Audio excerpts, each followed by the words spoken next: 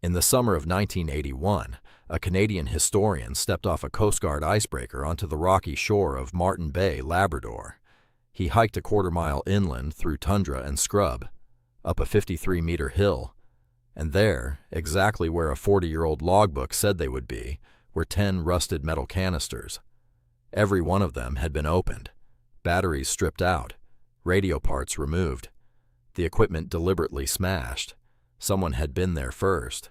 Near the wreckage, a circle of stones, the base of an old tent, and underneath one of the canisters, a single rifle cartridge, British make, the kind issued to hunters in these parts.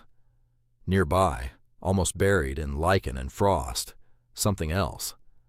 A few scraps of paper, cigarette packaging, American brands, and on one of the drums, faded but legible, a stamped label, Canadian Meteor Service.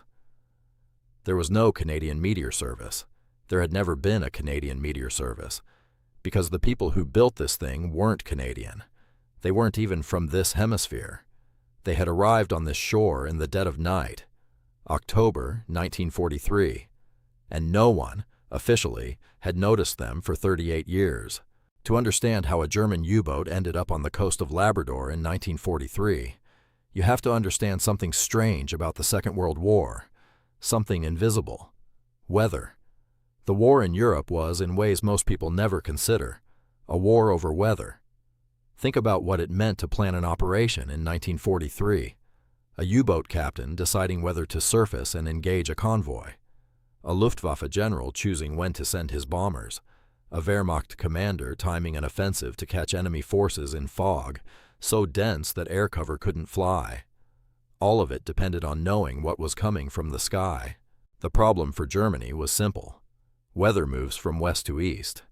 What was happening over the North Atlantic today was going to be happening over Europe in 3 to 5 days. The Allies knew this. They had weather stations across Canada, Greenland, Iceland, a network that gave them days of advance notice.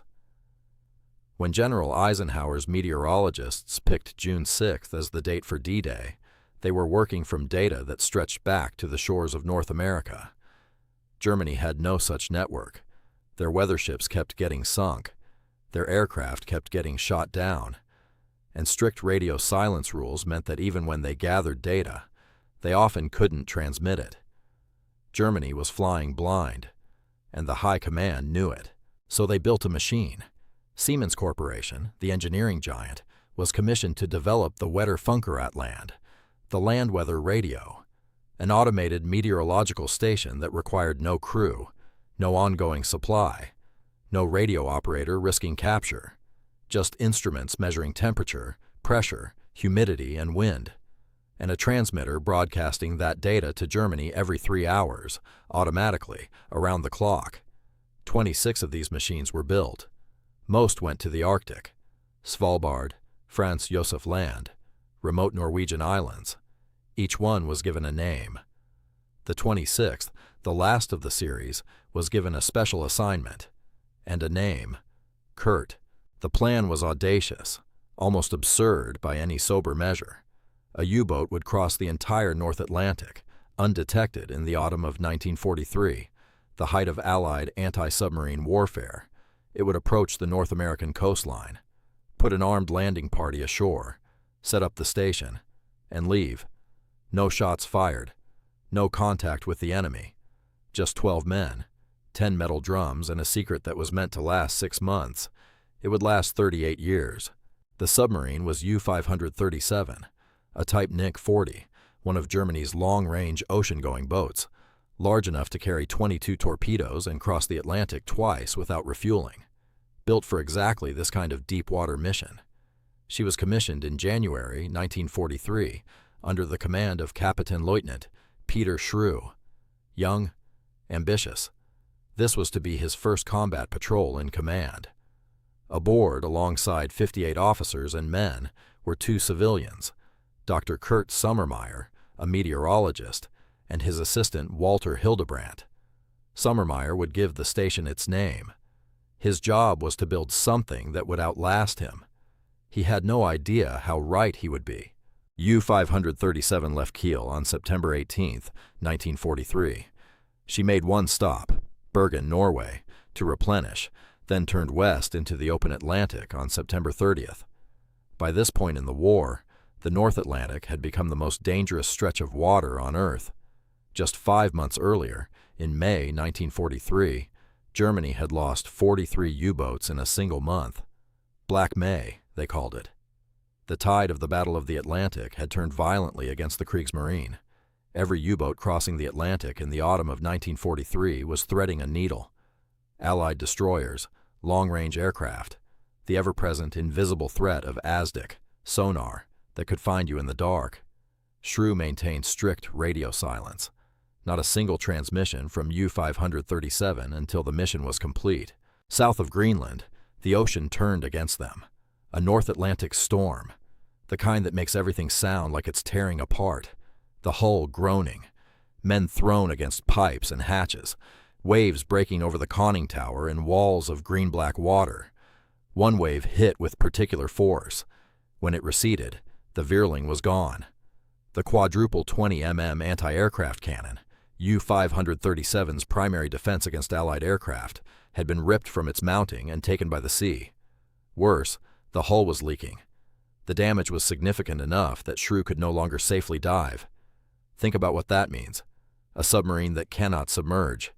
In the North Atlantic, in 1943. Shrew pressed on. He had no choice. The mission required it. They arrived on October 22nd, Martin Bay, northern Labrador, the northeastern tip of the peninsula near Cape Chidley, where the Labrador Sea meets the Hudson Strait, one of the most remote stretches of North American coastline. Dramatic, frigid, ancient. Inuit had been fishing these waters for thousands of years. Shrew had chosen this location specifically because he believed it would be uninhabited. He was wrong, though he couldn't have known it. The area was a traditional char fishing ground for the Inuit of Killinick Island, but in October, the fishing season was ending. In the darkness, the coast appeared empty. The crew studied the shoreline through binoculars. Nothing moved. U-537 dropped anchor in Martin Bay. If Weather Station Kurt, the secret Nazi outpost in North America, fascinate you, you're exactly where you need to be. Subscribe and hit the notification bell. We drop a new story every single week. Now, back to Weather Station Kurt, the secret Nazi outpost in North America. A scouting party went ashore first. Rubber dinghies, oars muffled, paddles silent in the cold black water. They found a site a quarter-mile inland, a hill 53 meters above sea level. Good elevation for the antenna. Enough distance from the shore to avoid casual discovery. They signaled back. Then came the equipment. 10 canisters, each weighing 220 pounds, loaded into dinghies, rowed through the October dark, hauled up a rocky Labrador hillside. Every trip a risk, a patrol aircraft, a chance observer, a sound carrying further than expected in the cold air. There were no lights. They worked by feel, by whispered instruction, by the pale glow of the moon when it broke through cloud cover. It was, by any measure, extraordinary. Assembly took 28 hours. The antenna mast, 10 meters of steel, raised against a slate-gray sky. The anemometer spinning in the Arctic wind. Cables connected. Instruments calibrated. Transmitter powered up. And then, the camouflage. The canisters were painted black and white to blend with the mottled rock and snow. Empty American cigarette packs were scattered across the ground. Luckies, Camels, Chesterfields. The logic being that any passing soul would take one look and assume an Allied installation. And one canister was stamped, Canadian Meteor Service. Not Canadian Meteorological Service, Meteor, an agency that didn't exist, in a territory that wasn't part of Canada, disguised with American cigarettes, set up by Germans. There is something almost poignant about how hard they tried. Dr. Sommermeyer activated the system, checked the instruments, confirmed the transmitter was broadcasting. At 3,940 kilohertz, a signal went out across the North Atlantic. Temperature, barometric pressure, wind speed, wind direction. 2 minutes of data transmitted to a German naval meteorology unit waiting on the other side of the ocean. It worked. The 2 meteorologists climbed back down the hill, crossed the dark water to U-537, and the submarine turned for the open sea. They had done it. 12 men, 28 hours, and Germany now had a weather station on the North American continent. For a few days, the station transmitted. German meteorologists logged the data. Sommermeyer's machine was doing exactly what it was designed to do, and then, nothing. Within 3 weeks of U-537's departure, the transmissions from weather station Kurt stopped. No one in Germany knew why. Shrew was already on his way back to Europe. Sommermeyer was aboard, with no way to return. And the Battle of the Atlantic demanded every available U-boat for higher priorities. Weather Station Kurt was abandoned, left to the Arctic on a hilltop in Labrador. And the question of why it stopped, that question would go unanswered for decades. The Inuit of Killiniq Island had been fishing Martin Bay for generations. They called the inlet Talierusik. The char runs there were excellent. Hunters moved through the area regularly, even in late autumn. Someone found it. That much is almost certain. Every canister opened. The batteries stripped out. The radio components removed. The cables cut with tools, not broken, not corroded. Cut. The equipment was deliberately destroyed, and nearby, the stone circle of an old tent, the rifle cartridge. Who would know to dismantle a radio transmitter? Who would know to cut the cables, not just the antenna? Someone who understood what they were looking at, or someone who understood that anything they didn't recognize, they shouldn't leave intact. The Inuit had survived in this environment for thousands of years, partly through the principle of not leaving unknown things alone. Germany's most secret North American operation may have been ended by hunters who happened to be char fishing. U-537 returned to Lorient, France on December 8, 1943. Shrew filed his patrol report. The weather station mission was logged as complete. Sommermeyer and Hildebrandt disembarked. They were civilians. Their job was done. For Shrew and the crew of U-537, the war continued. In early 1944, U-537 received new orders. Transfer to the Far East, part of the Monsoon Gruppe, the group of U-boats operating in the Indian Ocean and Pacific, supplying German and Japanese forces, a one-way assignment in all but the official sense. On November 10, 1944, exactly 1 year to the day after a Royal Canadian Air Force aircraft had depth-charged them off Cape Race, U-537 was in the Java Sea, east of Surabaya. An American submarine, USS Flounder, found them. Torpedoes, the Java Sea, all 58 men.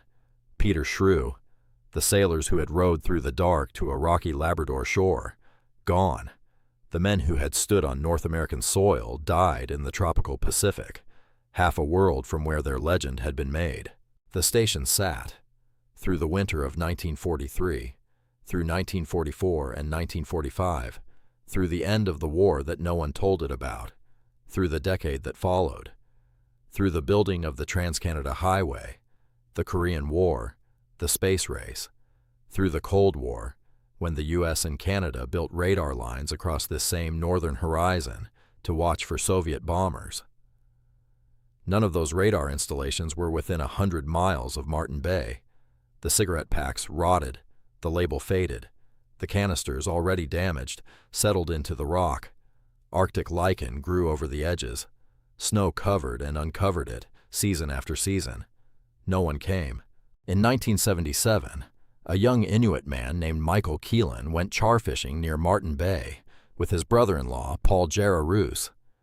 They found papers and batteries scattered on the ground. German writing. Strange. Incomprehensible.